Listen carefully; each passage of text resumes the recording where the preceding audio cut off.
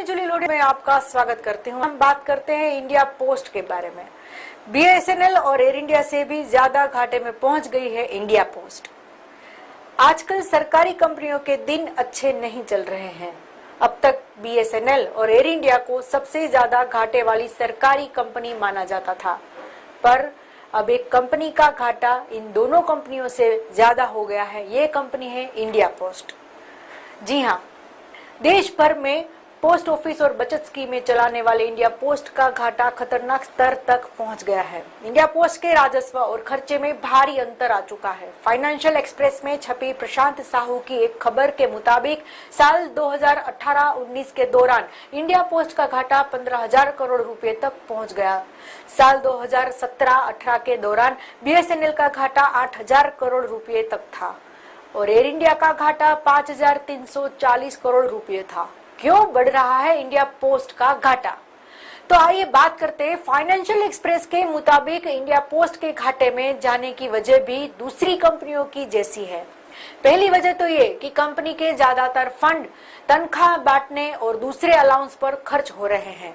इस वक्त India post की जितनी आमदनी हो रही है उसका 90% पैसा कर्मचारियों के वेतन और भत्तों में चला जाता है। इसके अलावा केंद्रीय कर्मचारियों के वेतन में बढ़ोतरी हो जाने से भी इंडिया पोस्ट की मुसीबत बढ़ गई है। कंपनी का वेतन पर होने वाला खर्च बढ़ गया है। इसके उलट कंपनी की आमदनी में लगातार गिरावट है। डाक सेवाओं से होने वाली आमदनी में लगातार गिरावट आ रही है। साल 2018-19 में इंडिया पोस्ट का क्या हाल रहा, आइए देखें। फाइनेंशियल ईयर 2018-19 में इंडिया पोस्ट ने वेतन और भत्तों पर 16,620 करोड़ रुपए खर्च किए। इसमें पेंशन का खर्च भी 9,782 करोड़ रुपए और जोड़ दे तो कुल खर्च 26,400 करोड़ रुपए हो जाता है।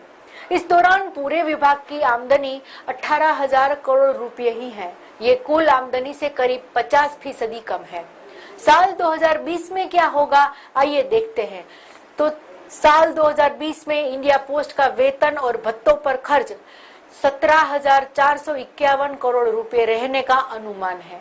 इसके अलावा 10,271 करोड़ रुपए पेंशन का खर्च भी हो सकता है। इस दौरान राजस्व के तौर पर 19,203 करोड़ रुपए ही आने का अंदाजा है। जाहिर है ऐसे में इंडिया पोस्ट का घाटा बढ़ना तय है। राजस्व बढ़ाने के लिए क्या कर रही है सरकार? तो इंडिया पोस्ट का राजस्व बढ़ाने के लिए मोदी सरकार ने 1 सितंबर 2018 को इंडिया पोस्ट पेमेंट बैंक यानी आईपीपीबी शुरू करने का ऐलान किया था। शुरुआत में इसमें देश भर के करीब 650 पोस्ट ऑफिस और 350 कॉमन सर्विस सेंटर को जोड़ने का फैसला लिया गया था। इस सेवा से देश के सभी 1.55 लाख डाकघरों को जोड़ने का योजना की गई थी। इसी नई सरकारी बैंक में तत्काल खाता खोला जाता है। इसकी शुरुआत करते हुए प्रधानमंत्री नरेंद्र मोदी ने कहा था कि इंडिया पोस्ट पेमेंट बैंक के जरिए अब देश के हर कोने तक बैंकिंग सेवाएं मुहैया कराना आसान होगा। हर नागरिक के घर तक बैंक और बैंकिंग सेवाओं की पहुंच होगी। पीएम ने यह भी कहा था कि देश में डाकिया हर घर से भावनात्मक रूप से जुड़ा हुआ है। अब डाकिया डाक लाएगा और साथ में आपके घर पर बैंक भी लाएगा। डाकिया डाक के साथ बैंक सभी सुविधाएं आपके घर पर पहुंचकर लेकर आएगा। इंडिया पोस्ट पेमेंट बैंक के जरिए किसी भी बैंक खाते में मनी ट्रांसफर होती है। ग्राहक आरटीजीएस, एनईएफटी, आईएमपीएस ट्रांजैक्शन जैसी सुविधाओं का भी लाभ ले सकते हैं। इंडिया पोस्ट ई कॉमर्स के कारोबार में भी है। बीते साल इंडिया पोस्ट ने ई कॉमर्स कारोबार में भी उतरने का ऐलान किया था। हमने अलग पार्सल निदेशालय की भी स्थापना करके डाक विभाग द्वारा निर्णय लेने की प्रक्रिया को आसान बना दिया है। इंडिया पोस्ट ई कॉमर्स सेवाओं के लिए घर घर जाकर डिलीवरी करने के लिए अपने व्यापक नेटवर्क का लाभ उठा सकेगा।